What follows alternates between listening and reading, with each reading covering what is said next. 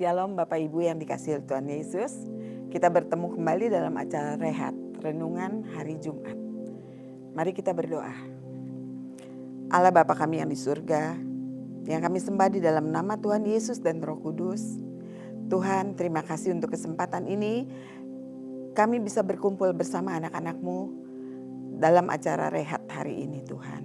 Tuhan, izinkan hamba-Mu ini untuk menyampaikan kebenaran firman-Mu. Pakailah mulut, lidah, hati, dan pikiran hamba-Mu ini. Terima kasih Tuhan, terpujilah nama-Mu Tuhan Yesus, dan hanya di dalam nama Tuhan Yesus saja kami berdoa, mengucap syukur, dan menyerahkan segalanya ke dalam tangan-Mu. Haleluya, amin. Bapak Ibu Saudara yang dikasihi Tuhan Yesus, pada hari ini saya beri judul Rehat pada saat ini adalah pada hari terakhir. Dengan nats Alkitab yang kita ambil yaitu dari Matius 7 ayat 21 dan 22. Saya bacakan Matius 7 ayat 21. Bukan setiap orang yang berseru kepadaku, Tuhan, Tuhan, akan masuk ke dalam kerajaan sorga, melainkan dia yang melakukan kehendak Bapakku di sorga. Manusia adalah ciptaan yang paling istimewa. Kita bisa baca dari Kejadian 1 ayat 26a. Allah sangat mencintai manusia, tapi karena manusia telah jatuh ke dalam dosa, maka Allah ingin menghapus seluruh dosa manusia agar manusia dapat bersatu kembali dengan Allah. Kemudian dari Matius, kita kembali ke Matius 7 ayat 21.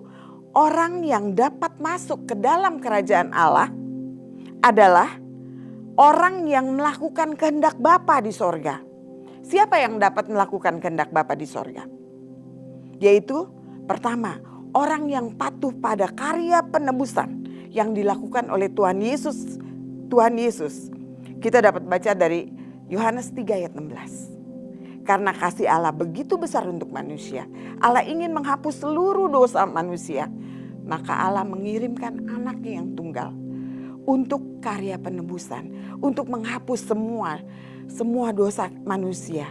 Dari ayat ini dapat disimpulkan bahwa orang yang dapat masuk ke dalam kerajaan surga adalah orang yang beriman, yang percaya kepada Yesus Kristus adalah juru selamat penebus dosa kita semua.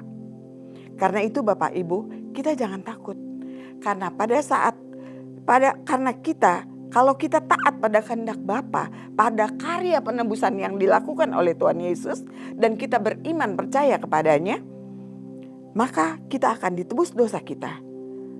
Dan dosa kita telah ditebus oleh Tuhan Yesus di kayu salib, maka kita pasti masuk ke dalam kerajaan sorga.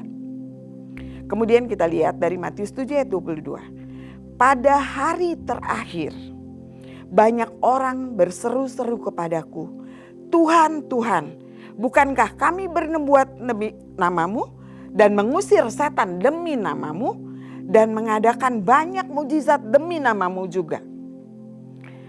Pada saat saya membaca ayat ini, hati dan pikiran saya tergelitik. Ada rasa ingin tahu yang begitu mendalam. Apa makna dari ayat ini? Kalau kita lihat dari Yohanes 10 ayat 14. Akulah gembala yang baik dan aku mengenal setiap dombaku dan dombaku mengenal aku. Kalau kita baca dari Matius 7 ayat 22, Tuhan Yesus tidak mengenal orang-orang yang berseru kepada Tuhan Yesus yang seakan-akan mereka sudah melakukan begitu banyak kebaikan demi nama Tuhan Yesus yang tidak bisa sembarangan orang lakukan. Karena mereka udah banyak melakukan mujizat, dapat melakukan hal-hal yang begitu istimewa kelihatannya. Kemudian dari perjanjian baru kalau kita lihat, pada saat Tuhan Yesus mulai melayani dengan penuh kasih. Tuhan Yesus datang dengan penuh kasih, penuh pengampunan, penuh kasihnya begitu banyak untuk menyembuhkan orang, bahkan menghidupkan orang yang sudah mati. Bahkan terakhir Tuhan Yesus rela mengorbankan dirinya untuk mati, untuk dihukum, untuk dihina demi menebus dosa kita semua. Tuhan Yesus rela untuk mati di kayu salib untuk menggantikan kita.